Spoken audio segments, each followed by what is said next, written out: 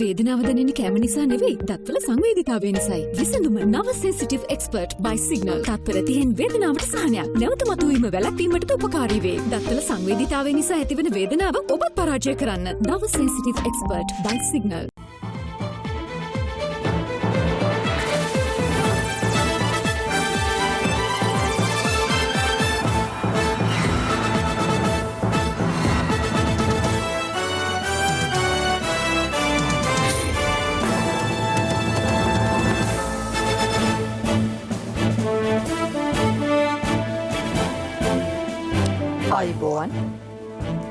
සියලු සමීක්ෂණ වාර්තා නැවත නැවතත් තහවුරු කළ ශ්‍රී ලංකාවේ අංක 1 ප්‍රවෘත්ති විකාශය. පැත්ත ගියත් ඇත්ත කියන හිරු රාත්‍රී 9:55 ප්‍රධාන පුවත් විකාශය සමග මම ප්‍රමිත මහනාම. මම උත්පලා රත්නායක. මුලින්ම සිරස්තල.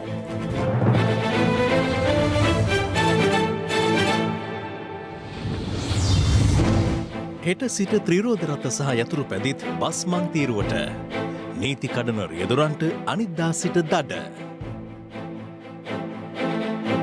විස්ස අධ්‍යයනය කළ කමිටුවේ වාර්තාව අගමැතිට හෙට කැබිනට් මණ්ඩලයට පවතින 20 වන සංශෝධනයෙන් නෙවෙයි අවසාන වශයෙන් සම්මත වෙන්නේ කියන එක අපට දැඩි විශ්වාසයක් තියෙනවා. විමර්ශන නිලධාරීන්ගේ නොසැලකිල්ලෙන් මත් ජාවාරම්කරුවෙකුට අධිකරණයෙන් නිදහස.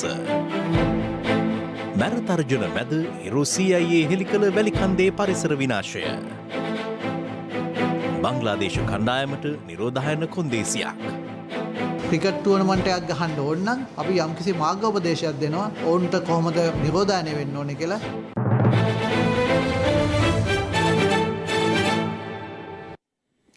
දැනට ක්‍රියාත්මක මන්තීරු නීතිය යටතේ හෙට සිට ත්‍රිරෝද රථ යතුරු පැදි සහ පා පැදි බස් රථ මන්තීරුවේ පමණක් ධාවනය කළ යුතු බව බස්නාහිර පළාත බහර ජ්‍යෙෂ්ඨ නියෝජ්‍ය පොලිස්පති දේශබන්දු තෙන්නකෝන් මහතා පවසනවා.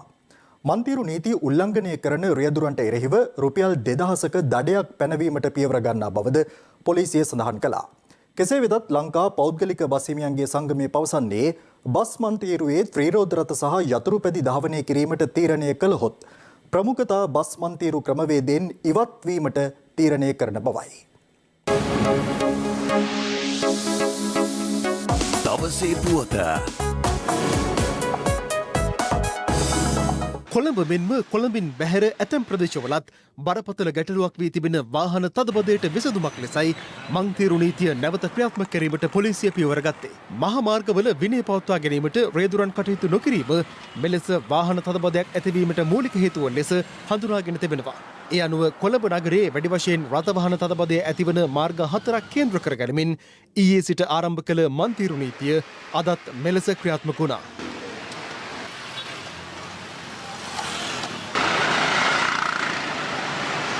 කෙසේ වෙතත් ඇතැම් මාර්ගවල මන්තීරු නීතියට අවනත නොවේ රියදුරන් රියධාවනය කරන ආකාරයත් දක්නට ලැබුණා.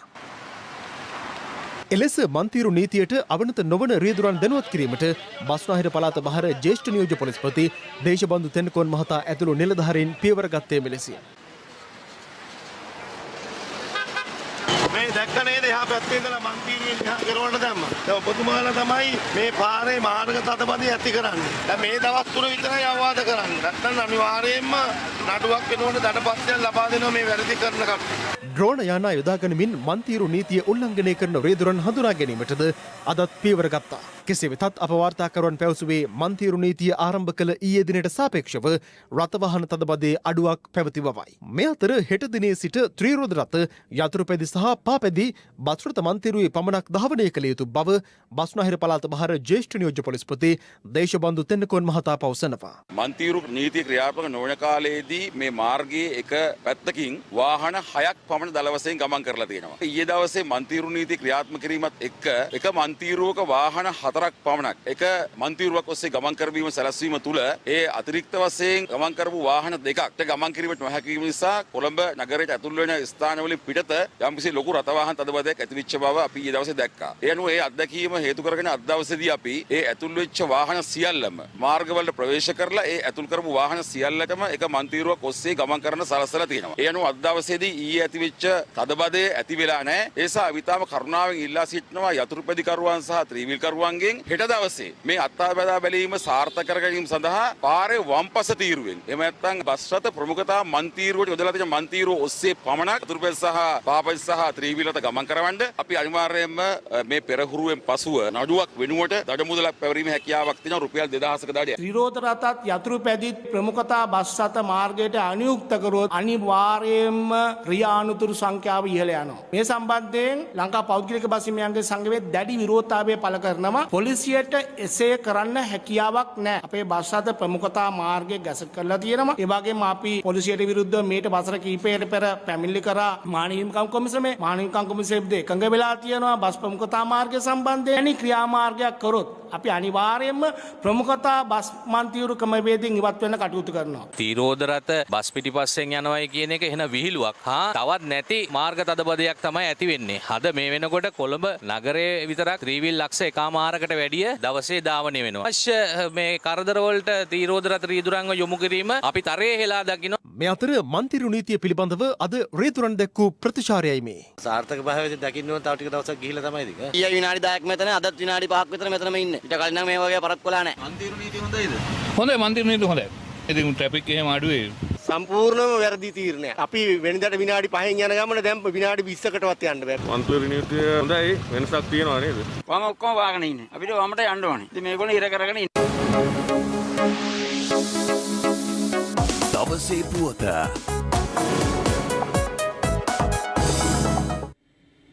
යෝජිත 20 වෙනි ආණ්ඩුක්‍රම ව්‍යවස්ථා සංශෝධන කෙටුම්පත පිළිබඳ අධ්‍යයනය කර වාර්තා කිරීම සඳහා අග්‍රාමාත්‍ය මහින්ද රාජපක්ෂ මහතා විසින් පත් කළ කමිටුවේ වාර්තාව අද අග්‍රාමාත්‍යවරයා වෙත බහර දුන්නා.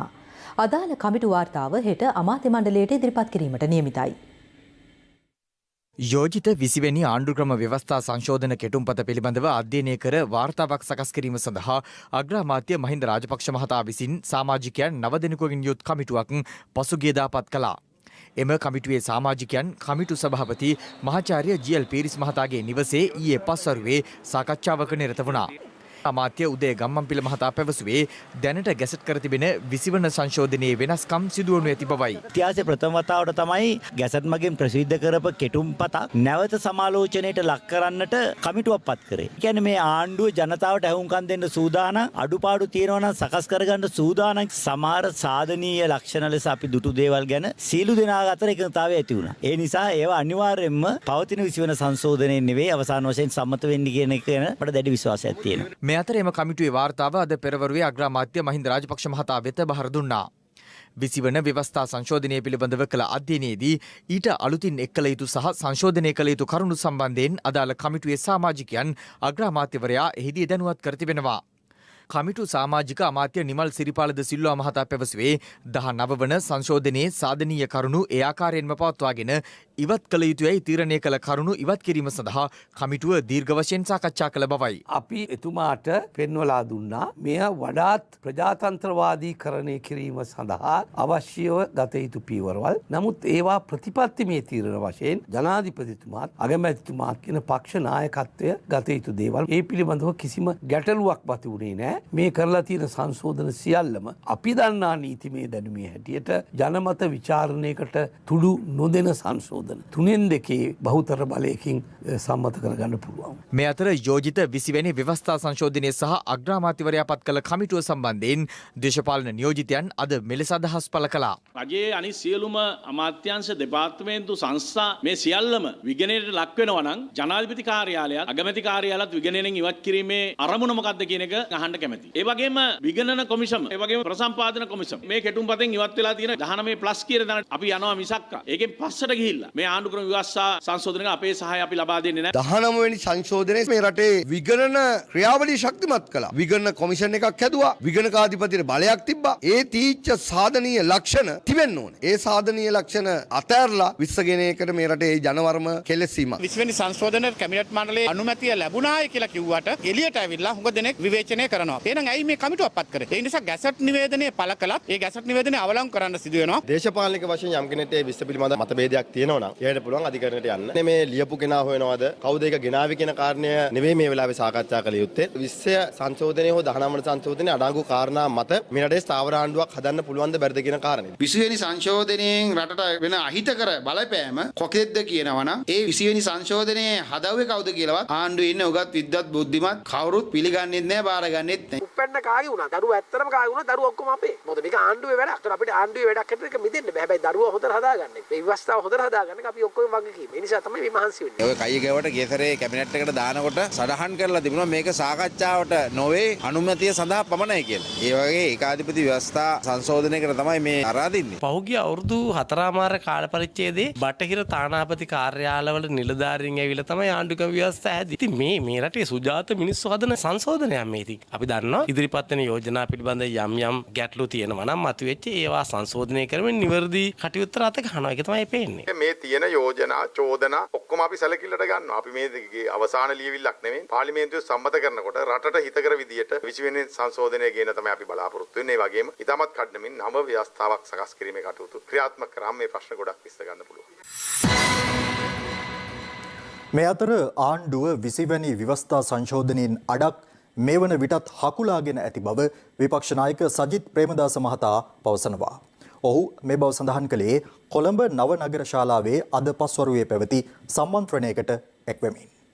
20 වෙනි සංශෝධන රටේ යහපත කේන්ද්‍ර කරගත් සංශෝධනයක් නොවේ. පුද්ගලින් කේන්ද්‍ර කරගත් සංශෝධන. අපි පිළිගන්නට ඕන 19 වෙනි සංශෝධනය අංග සම්පූර්ණ සංශෝධනයක් නෙවෙයි. ඒවයි අඩුපාඩුකම් තිබෙනවා. ගැටලු තිබෙනවා. නමුත් අඩුපාඩුකම් ගැටලු තිබූ පමණින් රටට වැදගත් වන ඒ ආයතන සහ ප්‍රතිපත්තීන් සම්පූර්ණයෙන්ම විනාශ කිරීම නොවේ අපි කළ යුත්තේ. අපි කළ යුත්තේ අඩුපාඩුකම් මගහරවාගෙන ඒ නිර්මාණය වුණු ආයතන වැඩියෙන් ශක්තිමත් කිරීම. මේ 20 ගෙනාපු පුද්ගලයා හෝ කණ්ඩායම මේ වෙනකොට මහ පොළොව තලෙන් අතුරු දහන් වෙනවා. කවුද 20 නිර්මාතෘ? දැන් රාජ්‍ය බුද්ධි අංශයටවත් හොයා ගන්නට බෑ 20 හැදුවේ කවුද කියන කාරණා. 20න් භාගයක්ම දැන් ආණ්ඩුව හකුලාගෙනයි කියන ආරංචිය මම රටට නිවේදනය කරන්නට කැමතියි. 20 දිනවන්නට අවශ්‍ය ගාණක් තියෙනවා. മന്ത്രിවරුත් ඉන්නවා. මම දන්නේ නැහැ කොහෙන් മന്ത്രിවරු ඉන්නවද කියලා. අපි දන්න ආකාරයට මුදල් සූට්කේස් වලට යටත් වෙන කිසිම කෙනෙක් සමගි ජන බලවේගයේ නැtei කියන එක මම කියන්නේ.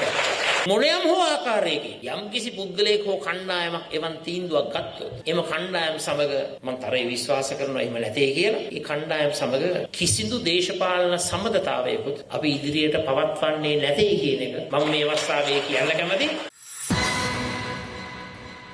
ව්‍යවස්ථා සංශෝධනය සිදුවිය යුත්තේ ජනතා යහපත උදෙසා බව අධිකරණ අමාත්‍ය ජනාධිපති නීතිඥ අලි සබ්රි මහතා පවසනවා. හිරු ටීවී ඔස්සේ විකාශය වූ සලකුණ දේශපාලන වැඩසටහනට එක්වෙමින් ඔහු මේ බව සඳහන් කළා. සමාජයේ කතා බහක් තියෙනවා. කවුද මේක හැදුවේ? අධිකරණ හැමතිය හැදුවද? ඇත්තටම මේකේ උපත කොතනද සිදු වුනේ? ආණ්ඩුවේ ප්‍රතිපත්ති මත තීරණ ගන්නේ කැබිනට් මණ්ඩලය. ඒතර කැබිනට් මණ්ඩලයේ ප්‍රධානියා ගරු ජනාධිපති. ඊට පස්සේ තියෙනවා අගමැතිතුමා. ඒ යටතේ ඉනවා වෙනම කැබිනට් අමාත්‍යවරු. ඒ අතරේ තියෙනවා රේකී අමාත්‍යාංශ. යම් කිසි දෙයක් කරපු පමණින් ඒ රේකී අමාත්‍යාංශය දෙයක් නෙවෙයි. කැබිනට් එකේ දෙයක්. රේකී අමාත්‍යාංශය කරන්නේ ඒක ප්‍රතිපත්ති අරගත්තට පස්සේ ඒක ක්‍රියාත්මක කරන්නේ. ඒ අනුව මගේ අමාත්‍යාංශයෙන් සංකල්ප පත්‍රිකාව ඉදිරිපත් කළා. ඒ ඉදිරිපත් කිරීම සඳහා අපිට රජයේ ගරු ජනාධිපතිතුමාගෙන් සහ අගමැතිතුමාගෙන් උපදෙස් ලැබුණා. මේ වෙනකොටම ඉතාමත්ම පැහැදිලි මොන ව්‍යාතිරයකට යටත්ව මොකද්ද කරන්න ඕනේ කියන. ව්‍යාතිරය දෙකයි. අවුරුදු 5යි දෙවතාවයි ඒක යටත්ව මේක හදලා ඉදිරිපත් කරන්න කියලා. මේ පැචස් 19ක් ගහපු ටයර් එකක්. ඒකේ තව 20 ගහන්න එක තමයි ගහන්නේ. දුවන්නත් එපා මේක නැතුව බෑනේ. ඒ හින්දා තමයි මේ පැච් එක දාගෙන ඉදිරි කිලෝමීටර ගාන දුවලා අලුත් ටයර් එකක් දාගන්න ඕන. ප්‍රස්තාව සංශෝධනය වෙන්න ඕන ජනතාවගේ යහපත උදෙසානේ. බලය උදෙසා නෙමෙයිනේ. අනිවාර්යයෙන්ම 100%ක්ම මම ඒකට නම් එකඟයි. බලන්නකෝ 17යි 19යි ඇයි සංශෝධනය වුනේ? 17 සංශෝධනය වුනේ ජනතාව උදෙසාද? රනිල් වික්‍රමසිංහ මැතිතුමා චන්ද්‍රිකා කුමාරතුංග මැතිණියට ජනාධිපතිවරණයෙන් පෙරදුනා. ඊට පස්සේ 2000 වසරේ පැවතිච්ච මහමැතිවරණයේ ජයග්‍රහණය. බල අරගලයක් තිබුණා. ජනාධිපති අගමැති පක්ෂ දෙකකින්. එතකොට තමයි තමයි මේ 17 ආවේ. මේ 17 ආවේ මිනිස්සු ගැන හිතලා ජනතාව බලය ගන්න නෙවෙයි. ජනාධිපතිනියට තියෙන බලය අඩු කරලා ආගමැත්තට බලය ලබා ගන්නට. 19 උනේ ඕකම තමයි. යහපාලන ආණ්ඩුව තුල එක දිගටම නීති අවභාවිත කෙරුවානේ. අවුරුදු 5කට කිට්ටු කාලය තුල නීති අවභාවිත කරපු නිසා අගතියටපත් වෙච්ච අය. දැන් අර පද්මිනී රණවක කියන මහාධිකරණ විනිසුරුවරිය ගැන හැමෝම කතා කරා. රංජන රාමනායකගේ කණ්ඩපට. මේ වැරද්ද කොහොමද නිවැරදි කරන්නේ? මොකද්ද ක්‍රමවේද? ඕක සම්බන්ධයෙන් මම හිතනවා මේ වෙනකොට අධිකරණ කොමිෂන් සභාව පරීක්ෂණයක් ආරම්භ කරලා තියෙනවා. ඒ පරීක්ෂණය අනුව අපිට දැනගන්නට වෙයි අත වශයෙන්ම මේකේ ස්වභාවය මොකක්ද කියලා. මේ රටේ සියලුම විනිශ්චයකාරවරුන්ගේ විනය බලධාරියා හා විනය ක්‍රියාකාරකම් පිළිබඳව සලකලා බලන්නේ අධිකරණ සේවා කොමිෂන් සභාව. ඒක සම්පූර්ණයෙන්ම වෙනස් ස්වාධීනව ස්වායත්තව සිද්ධ වෙන ක්‍රියාවලියක්. ලෝකේම ගත්තොත් ජාත්‍යන්තර මට්ටමේ මොකද්ද ක්‍රමවේදය? මොනවා කතා කරුවත් විනිසුරුවරයෙක් වැරදි තීන්දුවක් දුන්නා කියලා ඔප්පු වුණා. එක්ක පාපෝච්චාරණයක් කරුණු සමග තහවුරු වුණොත් මොකද්ද ක්‍රමවේදය? ඒක රිවර්ස් කරන්න පුළුවන්. අවස්ථා කීපයක් තියෙන එකක් නැවත වතාවක් ප්‍රතිශෝධනයක් ඉදිරිපත් කරන්නට පුළුවන්. අධිකරණයට ඉල්ලීමක් කරලා මේ අලුත් කරුණු මත යලි ඒ පිළිබඳව විමසලා බලන්නයි කියලා ඉල්ලීමක් කරන්න පුළුවන්. බන්ධනාගාර ගතව සිටින කළුපේ අමිත් නැමැත්තාට අයත් ගෙනියවි 3ක් ඇතුළු ආයුධ තොගයක් සොයා ගැනීමට විශේෂ කාර්යබලකාය සමත් වුණා. ඒ අතර විදෙස් රටක නිෂ්පාදිත ගිනි අවියක්ද වන බවයි පොලිසිය සඳහන් කළේ.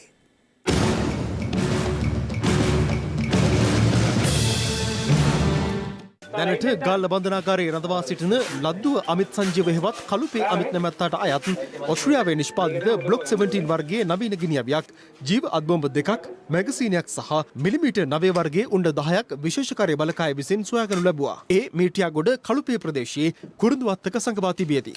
කළුපේ අමිත් නැමැත්තා ඝාතන සහ ආයුධ ළඟ තබා ගැනීමේ සිද්ධීන් සම්බන්ධයෙන් මේ වන විට රක්ෂිත බන්ධනාගාරගත කර සිටිනවා. පොලිස් නිලධාරියෙකු බව පවසමින් ජනතාවගෙන් රුපියල් 86000ක මුදල් වංචා කළ පුද්ගලයෙකු දෙහිවලදී අත්අඩංගුවට ගෙන තිබෙනවා. ගල්කිස්ස පොලිසිය පැවසුවේ සැකකරු සන්තකයේ තිබී හෙරොයින් ග්‍රෑම් 1 මිලිග්‍රෑම් 400ක්, යතුරු පැදියක්, අංකතහඩු 2ක්, පොලිස් නිලධාරීන් භාවිත කරන ආරක්ෂක හිස්වැස්මට සමාන හිස්වැසුම් 2ක්ද සොයාගත් බවයි. ඔහු දෙහිවල ගල්කිස්ස මහරගම මොරටුව හා හොරණ ඇතුළු ප්‍රදේශ ගණනාවකදී මෙලෙස පුද්ගලයන් පරීක්ෂා කරන මුවාවෙන් මුදල් වංචා කර ඇති බවද පොලිසිය පැවසුවා. මේ වැඩි පටන් ගන්න කොච්චර කවද? මේ අවුරුදු මුලින් නම් පටන් ගත්තා. අයි වයසකයිම තෝරගත්තේ මේ වැඩි. වයසකයි තෝරගත්තා වල්ගන් ලේසි. පොලිස් කියන බැජ් එක කොහොමද දාගත්තේ? කමියුනිකේෂන් එකේ. මේ නම්බර් ප්ලේට් කරලා ඒ පොලිසියෙන් කියලා බයිට කරලා මේ අතර පාවාන් යෝගල තුළ දුම්කුල සංගවාගෙන මීගමුව සහ කොළඹ රිමාන්ඩ් බන්ධනාගාරවල රඳවා සිටින රැඳවියන් බැලීමට පැමිණි පුද්ගලයන් දෙදෙනෙකුද බන්ධනාගාර නිලධාරීන් අද අත්අඩංගුවට ගත්තා. මුල්ලේරියාව කැලණිමුල්ල ප්‍රදේශයේදී මෝටර් රථයකින් ප්‍රවාහනය කරමින් තිබූ රුපියල් ලක්ෂ 14ක වටිනාකමකින් යුත් හෙරොයින් සමග හිටපු රක්ෂණ නියෝජිතයෙකු නුගේගොඩ දූෂණ මර්දන අංශය විසින් අත්අඩංගුවට ගනු ලැබුවා. මොරටුව පොලිසිය විසින් මොරටුව මුරවත්ත දුම්රිය හරස් මාර්ගය ආසන්නයේ සිදු කළ වැටලීමකදී හෙරොයින් ග්‍රෑම් 5 මිලිග්‍රෑම් 750ක්, ජංගම දුරකථන 2ක් සහ රුපියල් 25500ක් සමග වයස අවුරුදු 30ක සැකකරුවෙකු අත්අඩංගුවට ගත්තා. සැකකරුගේ පවුලේ සියලුම සමාජිකයන් මද්‍රව්‍ය ජාවාරම හේතුවෙන් මේ වන විට රක්ෂිත බන්ධනාගාරගත කර ඇති බවද පොලිසිය පැවසුවා. තමන් බඩු කොච්චර ගන්න දවසකට? පරිම 10ක් 5ක් ඒ මාරන් තමයි ගෙනක් දුන්නාට කරන්න පුළුවන් ප්‍රමාණය තමයි පිඟන්නේ. කියන්නේ විකිනෙන ප්‍රමාණය බලලා. කාගෙද ගන්න බඩු? දෙහිඳ කියන කෙනා නම දන්නේ දෙහිඳ කියලා. ගෙදර කවුරුත් නැහැ අපිට. කොහමද මිනිහාගෙන් ඉල්ලන්නේ? ෆෝන් කරලා තමයි ඉල්ලන්නේ. ඒකට ගිමින් තියලා යනවා. මොකද ඉල්ලන්නේ? ෆෝන් නම්බරේ මොකද්ද? අයියෝ නම්බර් එකකින් ඉල්ලන්නේ. ෆෝන් නම්බර් එකකින් තමයි කතා කරන්නේ. ඒ නම්බර් එක සමහරවිට පෙන්නන්නේ නැහැ. ඊට පස්සේ බඩු කොහමද තමන්ට හම්බෙන්නේ? ඉතින් දීපම යා කියන. අතන දිනවල එතනින් ගන්න කියනවා. මේ අතර හෙරොයින් ග්‍රෑම් 198කට අධික ප්‍රමාණයක් සන්තකයේ තබා ගැනීමේ චෝදනා මත අත්අඩංගුවටගෙන සිටි විත්තිකරුවෙකු නිදොස්කොට නිදහස් කිරීමට කොළඹ මහාධිකරණ විනිසුරු විකුම් කළුආරච්චි මහතා අද නියෝග කළා. තීන්දුව ප්‍රකාශයට පත් කරමින් විනිසුරුවරයා සඳහන් කළේ වැටලීම් සිදු කරන ඇතැම් නිලධාරීන්ගේ නොසැලකිලිමත් භාවය සහ දෝෂ සහිත වීම හේතුවෙන් මහා පරිමාණ මද්‍රව්‍ය ජාවාරම්කරුවන් නිදහස් වීම කනගාටුදායක බවයි.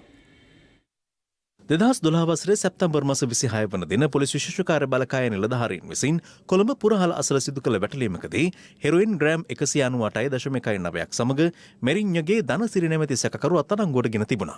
එම නඩුවේ තීන්දුව කොළඹ මහ අධිකරණයේදී ප්‍රකාශයට පත් කරමින් විනිසුරු විකුම් කළුආරච්චි මහතා සඳහන් කළේ පරස්පර සාක්ෂි මෙන්ම සටහන් නිදීමේ දුර්වලතා හේතුවෙන් වෙත්තිකරුට එරෙහි චෝදනා සාධාරණ සැකයකින් තොරව ඔප්පු කිරීමට පැමිණිලා පොහොසත් වී ඇති බවයි.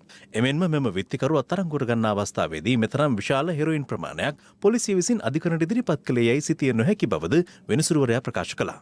ඒ අනුව වෙනසුරුවරයා නියෝග කළේ මෙරිඤ්ඤගේ ධනසිරි නැමැති විත්තිකරු නිදොස්කර නිදහස් කරන ලෙසටයි. මද්ද්‍රව්‍ය වැටලීම් සිදු කරන ඇතැම් නිලධාරීන්ගේ නොසැලකිලිමත් භාවයන් සහ සිදුවන දෝෂයන් හේතුවෙන් මහා පරිමාණ හෙරොයින් ජාවාරම්කරුවන් මෙලෙස නිදහස් වී යාම කනගාටුදායක තත්ත්වයක් බවද කොළඹ මහා අධිකරණ වෙනසුරු විකුම් කළුආරච්චි මහතා විවෘත අධිකරණයේදී සඳහන් කර සිටියා.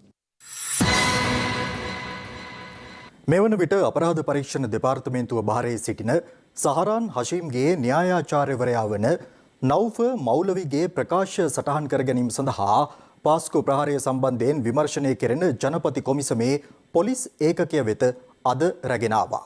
මේ අතර පාස්කු ප්‍රහාරය එළවන අවස්ථාවේ මෙරට ජාතික බුද්ධි ප්‍රධානියා ලෙස තමන් කටයුතු කළද ඒ වන විට රාජ්‍ය බුද්ධි සේවයේ අධ්‍යක්ෂකව සිටි නිලන්ත ජයවර්ධන මහතා කිසිදු අවස්ථාවක තමන්ගෙන් උපදෙස් නොගත් බව හිටපු ජාතික බුද්ධි ප්‍රධානී සිසිර මෙන්ඩිස් මහතා පවසනවා.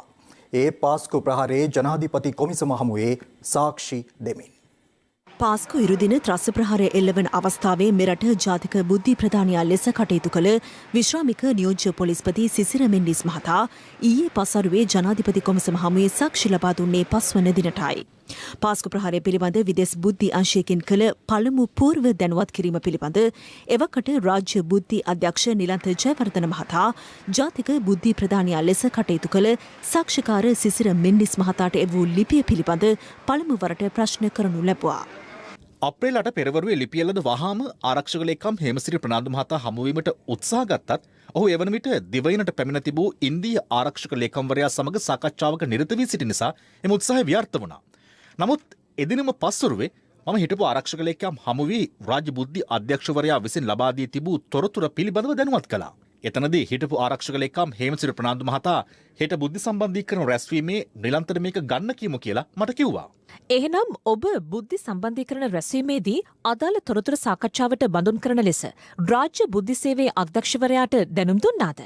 මට ඒ පිළිබඳ දැනුම් දෙන්න අමතක වුණා.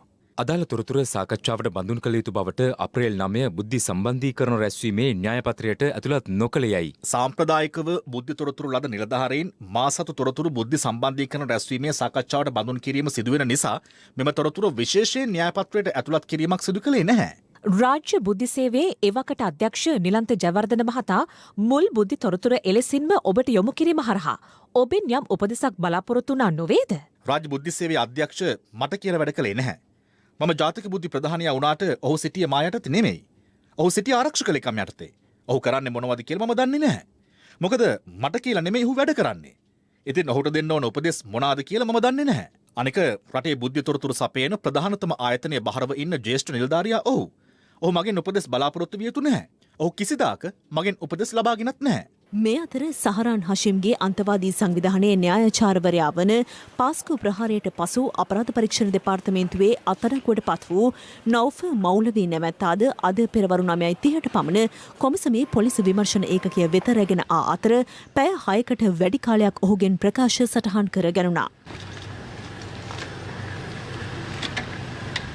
එමෙන්ම හිටපු අමාත්‍යවරුන් වන රිෂාඩ් බදියුදීන් සහ ලක්ෂ්මන් කිරියල් යන මහත්වරුන්ද අදත් ජනාධිපති කොමිසමේ පොලිස් විමර්ශන ඒකකයේ හමුවේ ප්‍රකාශ ලබා දුන්නා.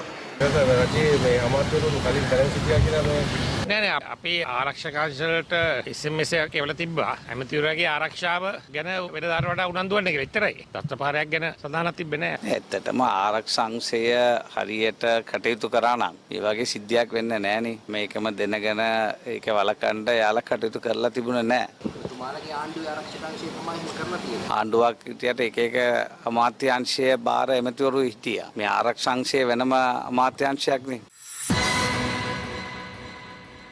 ශ්‍රී ලංකාව සිංහල බෞද්ධ රටක් නොවන බවට එක්සත් ජාතික පක්ෂ මාතර දිස්ත්‍රික් හිටපු පාර්ලිමේන්තු මන්ත්‍රී මංගල සමරවීර මහතා නැවතත් කළ ප්‍රකාශය සම්බන්ධයෙන් මහා සංඝරත්නයෙන් විරෝධය පළ වුණා.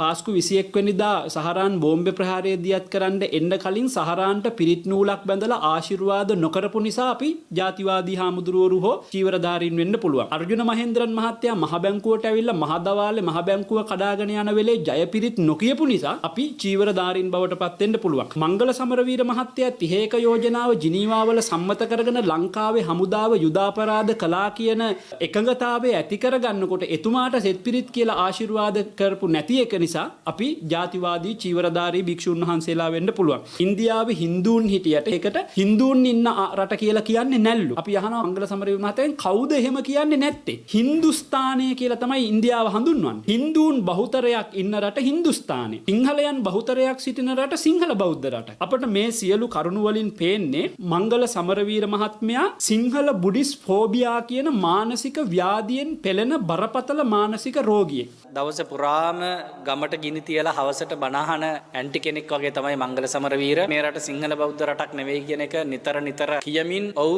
අමුතු විදියේ වින්දනයක් ලබන ඒ වගේම අසාමාන්‍ය චර්යා තියෙන පුද්ගලෙක්. මේ මහා සංඝරත්නයට අපහාස කිරීම මේ සිංහල බෞද්ධ රටට වින කටින මංගල සමරවීරට අපි විශ්වාස කරන්නේ කර්මානුරූපීව මේවට වන්දි ගෙවන්න සිද්ධ වෙයි. කෑගල්ල අලපලාවල ප්‍රදේශයේ නිවසක නිදා සිටි තරුණියකට වහලෙන් පෙට්‍රල් වත්කොට ගිනි තැබීමේ සිද්ධියක් වාර්තා වනවා. තරුණියගේ පෙම්වතා විසින් මෙය සිදු කර ඇති බවටයි පොලිසිය සැක කරන්නේ. මෙම සිද්ධියට මුහුණ දී ඇත්තේ කෑගල්ල අලපලාවල නීලපලා ගම්මන ප්‍රදේශයේ පදිංචිව සිටි නිරෝෂා රාජපක්ෂ නැමැති 20 හැවිරිදි තරුණියක්. අදාළුවම වහලයට නැගී පුද්ගලයෙකු වහලේ ඔලු ඉවත් කර ඇය නිදා සිටි ඇඳ මතට පෙට්‍රල් දමා ගිනි තබා ඇති බවටයි මූලික පරීක්ෂණවලදී අනාවරණ වී තිබෙන්නේ. සිද්ධියෙන් බරපතල පිළිසුම් තුවාල ලැබූ තරුණිය කෑගල්ල මහරෝහලට ඇතුළත් කර ඇති අතර මේ වන විට ඇය දැඩි සත්කාරයකගේ ප්‍රතිකාර ලබනවා.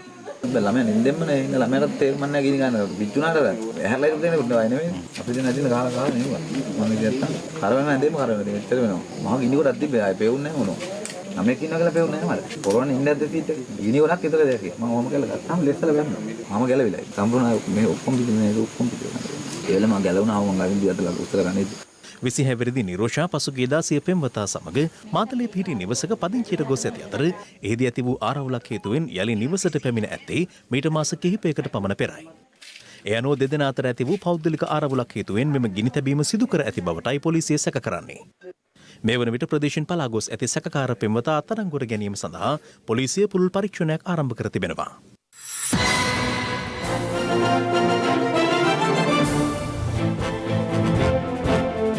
CIA පසුපස වැලිකන්දේ මැරකල්ලිය.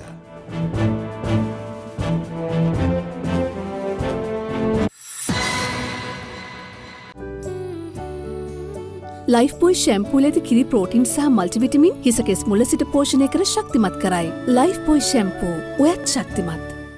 පුරාණේ පටන් භාවිතා කරන ඉපැරණි ශාකසාර වටෝරුවකට අනුව නිෂ්පාදනය වන ගවේෂා පුරුෂ කේශ වර්ධන hair oil.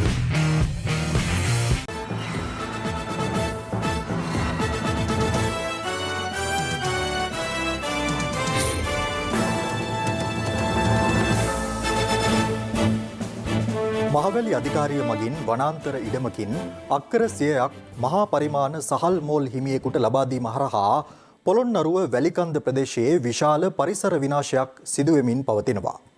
පොළොන්නරුව කලාපයේ බහර වනජීවී සහකාර අධ්‍යක්ෂ WM චන්ද්‍රරත්න මහතා ප්‍රකාශ කළේ සෝමාවතිය ත්‍රිකෝණ මඩු රක්ෂිතවලින් මාදුරුවය දක්වා වන අලින් ගමන් ගන්නා මාර්ගයක්ද මෙම භූමිය ඔස්සේ වැටි ඇති බවයි.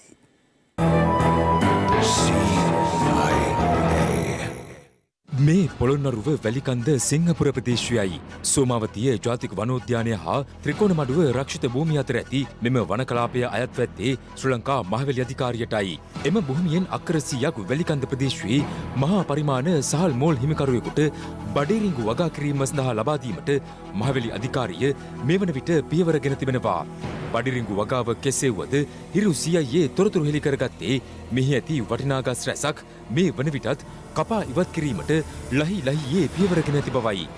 වටිනා දැව කැපීමට අමතරව වනාලීන් ගහන මෙම වන කලාපයට 10 ඇතුළු අපද්‍රව්‍ය මහා පරිමාණයෙන් ගෙනදී දැමීමටද අදාළ සහල් මෝල් හිමියා කටයුතු කර තිබුණේ මෙලෙසින් 10 ඇතුළු අපද්‍රව්‍ය මෙම වන කලාපයට මුදා හැරීමෙන් සෝමාවතිය ත්‍රිකෝණ මඩු රක්ෂිතයේ වන අලින්ගේ සෞඛ්‍යයට එල්ලවන තර්ජනයද සුළු පටු නැහැ. මේ තියෙන සොපින් බෑග් ඒවා කාලා තමයි මේ අලියා මිටි දාලා මේ තියෙන්නේ. වනකලාපයට බැහැර කළ 10ක් කඳු ගිනි තබා ඇති බවද ඉරු CIA මෙලෙස නිරීක්ෂණය කළා. පොළොන්නරුව කලාපය බහර වනජීවී සහකාරාධ්‍යක්ෂ WM චන්ද්‍රරත්න මහතා ප්‍රකාශ කළේ මහවැලි අධිකාරිය මෙම ඉඩ මුදා හැරීම අත්නෝමතිකව සිදු කර ඇති බවයි. සෝමාවතිය සහ ත්‍රිකෝණමඩු රත්පිටේ ඉන්න වනාලි මාදුරුවේ දක්වා ගමන් කරන වනාලි ගමන් මාර්ගයේ මහවැලි අධිකාරියෙන් සමව ඉඩම් ටික දීලා තියෙන්නේ අක්කර 46යි තව අක්කර 50ක් වෙන්නත් දැනට දීලා තියෙන අස්තිත වලට ආසන්නව තියෙන ප්‍රදේශවල ඉඩම් ලබා දීමේදී පාරිසරික ඇගීමක් කරන්න ඕන. දීලා තියෙන ඉඩම් සම්බන්ධයෙන් පාරිසරික ඇගීමක් සිදු කර බවට මේකට අපිට කිසිම වාර්තාවක් නැහැ. ඇත්තම දිඹුලාගල වැඩිකණ්ඩ කියන ප්‍රදේශයේ වනාලි කට්ටුව බොහෝ වැඩි වෙලා තියෙන හේතුව තමයි උන්ගේ මේ ගමන් මාර්ගයේ තියෙන රක්ෂිත ටික මේ ආකාරයෙන් විනාශ වෙන්නේ. වනජීවී සංවේදී කලාපයක් වන මෙම භූමි කලාපය විනාශ කරන්නන් පිළිබඳ සොයාගිය හිරු CIA කණ්ඩායමට හිස් ආවරණ නොමැතිව යතුරු පැදියකින් පැමිණි පුද්ගලින් තිදෙනෙකු බාධා කළේ මේ අතරතුරයි. එක් අයෙකු අපගේ රථය නවතන ලෙසට සංඥා කරනු ලැබුවේ ඔහු සතුව තිබූ අත්පොරවක්ද ඉනෙහි සඟවාගෙනයි. එවැනි අඳබාල ගණන්කාරීන්ගේ බාධා කිරීම මැද්දේ වුවද මහවැලි අධිකාරියේ අනුදැනුම මත සිදුවන මෙම මහා පරිසර විනාශය අප රට හමුවේ හෙළි කරන්නේ මෙරට වගකිව යුතු බලධාරීන් මෙම අනාවරණය හමුවේ ගන්නා ඉදිරි පියවර කුමක්දයි විමසා සිටිමින් ඉරු CIA ඉදිරියේදීත් ඒ පිළිබඳ අවධානයෙන්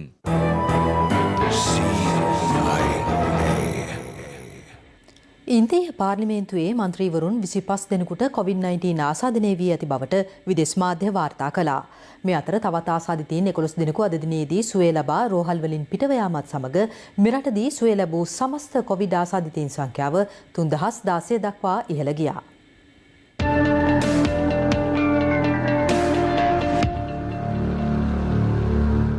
මේ වන විට මෙරට COVID-19 ආසාදිතව තවදුරටත් රෝහල්ගතව ප්‍රතිකාර ලබන්නේ පුද්ගලයන් 242 දෙනෙකු පමණයි.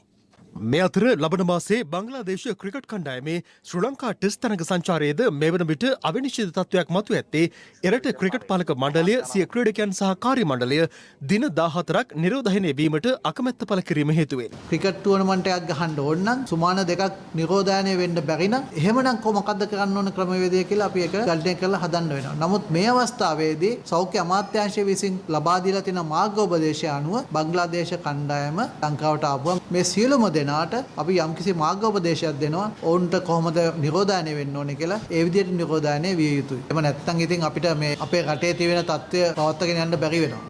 මේ අතර ලොව වැඩිම දෛනික කොවිඩ් ආසාදිතයන් සහ මරණ වාර්තා වන ඉන්දියාවේ පාර්ලිමේන්තු මන්ත්‍රීවරුන් 25 දෙනෙකුටද COVID-19 ආසාදනය වී ඇති බවට වාර්තා වනවා. කොවිඩ් ව්‍යාප්තියෙන් පසු පළමු වරට ඊයේ ඉන්දිය පාර්ලිමේන්තු සැසිවාරය අග්‍රාමාත්‍ය නරේන්ද්‍ර මෝදිගේ ප්‍රධානත්වයෙන් ආරම්භ වූ අතර එහිදී සියලු දෙනා කොවිඩ් පරීක්ෂාවට ලක් කෙරුණා. මන්ත්‍රීවරුන් 25 දෙනෙකුට වෛරසය ආසාදනය වී ඇති බවට තහවුරු වී ඇත්තේ එහිදී. ලොව දෙවනියට වැඩිම ආසාදිතයන් සංඛ්‍යාවක් ඉන්දියාවෙන් වාර්තා වන අතර එම සංඛ්‍යාව ලක්ෂ 49 ඉක්ම වනවා.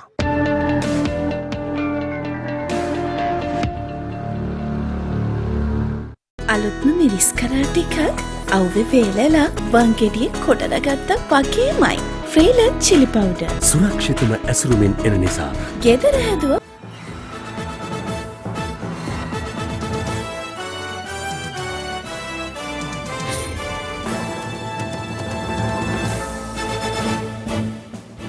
දැන් තවත් දේශීය පුවත් කිහිපයක් සමගින් රටවටා හිරු. රටවටා හිරු. මෙරට khනිජ තෙල් කැණීම සම්බන්ධයෙන් ලබා ඇති ප්‍රගතිය ගැන බලශක්ති අමාත්‍ය උදේ ගම්මන්පිල මහතා අද පෙරවරුවේ මල්ලතු අස්කිරි මහා හිමිවරුන් බැහැදුට අවස්ථාවේදී කරුණු සඳහන් කළා. එහා පැත්තේ ඉන්දියාව තෙල් ගෑස් ගන්නවා. ඒ පැත්තේ තියෙනවා මේ පැත්තේ තියෙන මේ මහා වටින සම්පත මහා පොළොවේ තියාගෙන අපි දුක් විඳිනවා. මේ තෙල් ටික ගොඩ දාගත්තොත් නම් රටම ගොඩ. තියෙනවා. මම ජනතාවට පොරොන්දු දීලා තියෙන්නේ මම ඊළඟ පාර ඡන්දෙට එන්නේ මේ රට තෙල් හරි ගෑස් හරි නිෂ්පාදනය කරන රටක් බවට පත් කරගන්න. මියගිය හිටපු LTT සමාජිකයෙකු වන තිලීපන් සැමරීමට ගිය හිටපු පාර්ලිමේන්තු මන්ත්‍රී සිවාජිලිංගම් යාපනයේ කෝපයි ප්‍රදේශයේදී කෝපයි පොලිසිය විසින් පොලිස් බහරයට ගෙන තිබෙනවා. අධිකරණයට අපහාස කළේ චෝදනා කරමින් උතුරු පළාත් සභාවේ හිටපු ප්‍රධාන අමාත්‍ය වත්මන් පාර්ලිමේන්තු මන්ත්‍රී සී.වී. විග්නේශ්වරන් මහතා සහ එම පළාත් සභාවේ හිටපු අමාත්‍යවරියක වන අනන්දි සසිදරන් යන අයට එරෙහිව ගොනු කර ඇති පැමිණිල්ලක් අභියාචන අධිකරණය හමුවේ අද විභාගයට ගත්තා. උතුරු පළාත් සභාවේ හිටපු අමාත්‍යවරයෙකු වූ පැමිණිලිකාර බී ඩෙනිශ්වරන් මහතා එම තනතුරෙන් ඉවත් කිරීම සම්බන්ධයෙන් ගොනු කර තිබූ නඩුවකට අදාළව අභියාචන අධිකරණය දුන් නියෝගයක් උල්ලංඝනය කිරීම තුළින් අධිකරණයට අපහාස කළේ චෝදනා කරමින් මෙම පැමිණිල්ල ඉදිරිපත් කර තිබෙනවා. ගිනිගත් නිව් ඩයමන්ඩ් නෞකාවෙන් මුහුදට කාන්දු වී ඇත්තේ එහි එන්ජින් කාමරයේ තිබූ ඝන දැවි තෙල් වර්ගයක් බවට රජයේ රස පරීක්ෂකවරයා දැනුම් දී තිබෙනවා. ඒ අනුව මෙම නෞකාවෙන් සමුද්‍ර දූෂණයක් සිදු වී ඇති බවට තහවුරු වන බවයි සමුද්‍රීය පරිසර ආරක්ෂණ අධිකාරියේ සාමාන්‍යාධිකාරී ආචාර්ය ටර්නි ප්‍රදීප් කුමාර මහතා සඳහන් කළේ. රත්නපුරයේ පිහිටි සබරගමු පළාත් කම්කරු කාර්යාලය අත්අනුමතක ලෙස අවිස්සාවිල්ල ප්‍රදේශයට ගෙන යන බව පවසමින් වෘත්තීය සමිති නායකයන් සහ නාගරික මන්ත්‍රීවරුන් එක්ව අද රත්නපුර බණ්ඩාරනායක මාවතේදී විරෝධතාවක් දියත් කළා. මෙරිහාන ජුබ්ලිකනු හන්දියේ පිහිටි පුරාවිද්‍යාත්මක වටිනාකමකින් යුත් ස්තම්භය කිසියම් පිරිසක් විසින් තීන්ත ආලේප කිරීම හේතුවෙන් විනාශ වී තිබූ අතර පුරාවිද්‍යා දෙපාර්තමේන්තුවේ නියෝජිතයන් පැමිණ අද එය යථා තත්ත්වයට පත් කළා. රට වටා හිරු